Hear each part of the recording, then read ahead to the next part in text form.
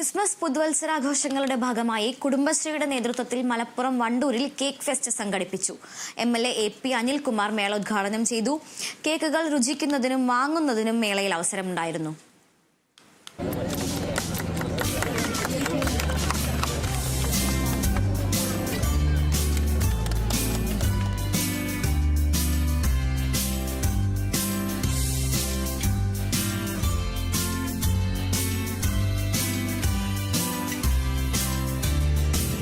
Christmas new year ആഘോഷങ്ങളോടനുബന്ധിച്ച് Wandoor block കുടുംബശ്രീയാണ് cake മേള സംഘടിപ്പിച്ചത്. ടൗൺ സ്ക്വയറിൽ സംഘടിപ്പിച്ച പ്രദർശനവും വിൽപ്പനയും MLA AP അനിൽകുമാർ ഉദ്ഘാടനം ചെയ്തു.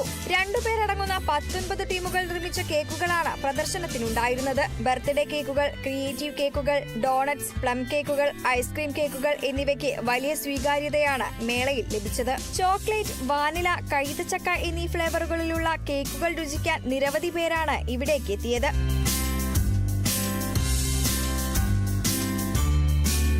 20 രൂപ മുതൽ 900 രൂപ വരെയുള്ള കേക്കുകൾ വളരെ വേഗത്തിലാണ് വിറ്റുപോയത്. Kerala vision news, Malappuram.